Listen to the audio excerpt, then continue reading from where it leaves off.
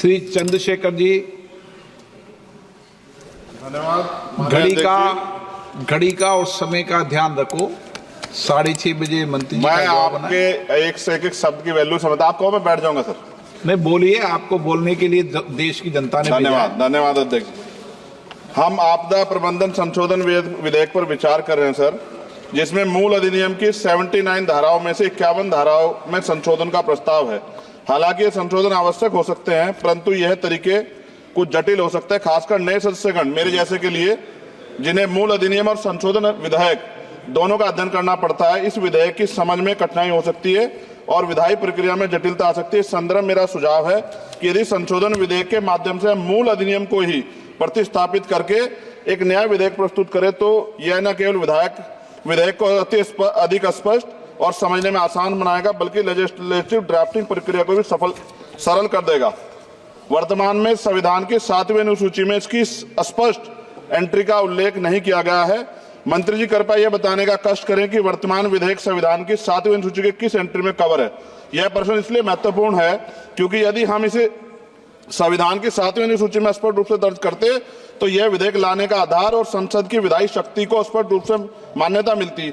इसके बिना यह विधेयक संविधान के तहत अपनी पूरी वैधता का दावा नहीं कर सकता, जिससे इसे लागू करने में होने में अस्पष्टता उत्पन्न हो सकती है। इसलिए मेरा सुझाव है भविष्य में इस प्रकार के विधेयक लाते समय संविधान की 7वीं अनुसूची में आपदा प्रबंधन के लिए एक स्पष्ट प्रविष्टि जोड़ी जाए, ताकि संसद की विधायी शक्तियां स्पष्ट रूप से विधेयक और औचित्य की तरफ पूरा करें। मेरा प्रश्न केंद्र सरकार द्वारा राज्य को आपदा के समय धनराशि और अन्य सहायता प्रदान करने की तरीके से संबंधित है। हम सभी जानते हैं कि जब भी कोई आपदा आती है, केंद्र सरकार विभिन्न राज्यों को राहत देने के लिए धनराशि और सामग्री भेजती है। हालांकि यह देखा गया कभी कभी सरकारें अपनी पार्टी शासित राज्यों में को प्राथमिकता दी, जबकि विपक्षी दल द्वारा शासित राज्यों को धनराशि कम, विलंब और भेदभाव पूर्ण तरीके से दी जाती है। इस भेदभाव का कारण राजनीतिक विवाद और आरोप प्रत्यारोप उत्पन्न होते हैं। विशेषकर जब आपदा की स्थिति गंभीर होती है तो ये भेदभाव और देरी राज्यों के लिए अधिक संकटपूर्ण हो सकता है। इसलिए मेरा सुझाव है इस विधेयक में एक स्पष्ट प्रावधान होना चाहिए, जिसमें यह सुनिश्चित किया जाए कि सभी राज्यों को आपदा के सहायता समान रूप से समान मानकों के आधार पर दी जाएगी। यदि प्रारंभिक सहायता प्रदान की जाती है तो यह सभी राज्यों के लिए समान और किसी भी राज्य में भेदभाव का शिकार उसको ना होना पड़े। साथ साथ विधेयक में यह प्रावधान है कि आपदा डाटाबेस के साथ अगर आर्टिफिशियल इंटेलिजेंस, रिमोट सेंसिंग और डाटा एनालिटिक्स जैसी टेक्नोलॉजी का इस्तेमाल कर डाटाबेस की उपयुक्तता बढ़ा सकते हैं। इस प्रावधान भी विधेयक के हों। एनडीएमए में जो आपने स्पेशलिस्ट स्टाफ रखेंगे, क्या नियुक्ति में SC, ST और OBC को आरक्षण का प्रावधान दिया जाएगा? क्या ये बल सिर्फ मैन पावर होंगे या आवश्यक राहत सामग्रियों उपकरणों से भी लैस होंगे? इन बलों को वित्तीय संसाधन भी देने होंगे जिससे प्रभावी ढंग से कार्य कर सकें। आपदा प्रबंधन नीति डिजाइनिंग में पूर्व चेतावनी प्रणालियों के उन्नयन को शामिल करके पूर्व चेतावनी प्रणालियों को प्राथमिकता दी जाए। आपदा प्रक्रिया कोष में ऐसे प्रावधान होने चाहिए कि आपदा होने के 24 घंटे में ही प्रभावित राज्य जिला प्रशासन को एक निश्चित प्रारंभिक राशि जारी हो सके।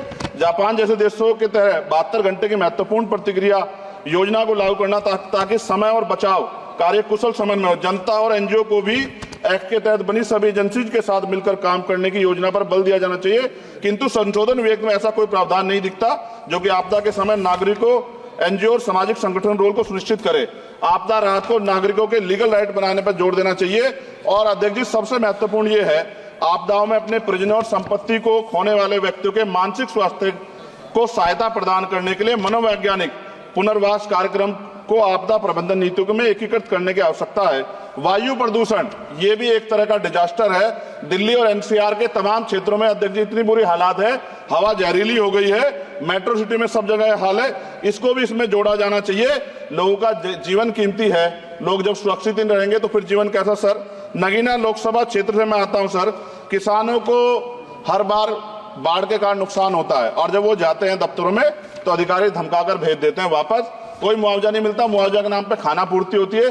सभी लोगों में चिंता है अध्यक्ष जी। इसलिए मैं माननीय मंत्री जी से मांग करूंगा कि जो मांगे हमने इसमें रखी हैं, अगर उनको जोड़ दिया जाए तो इसका फायदा आम जनता, किसानों, सब उन वर्गों को मिलेगा जिनके लिए हम लोग सोचते हैं। और भारत बड़ा देश है, बड़ा भूवर्ग है, कहीं बाढ़ है, कहीं अग्नि है, कहीं जो है रेत की समस्या है, तमाम तरह की मुसीबतें यहाँ है। तो मैं माननीय अध्यक्ष जी आपके माध्यम से सरकार से मांग करता हूं और माननीय मंत्री जी से कि इस बिल पे, जिस विधेयक को और मजबूत करें जिससे इसका लाभ जनता को। माननीय अध्यक्ष जी आपका धन्यवाद। नहीं, नए सदस्य हैं, लेकिन उन्होंने बहुत अच्छा विधेयक पर बोला है।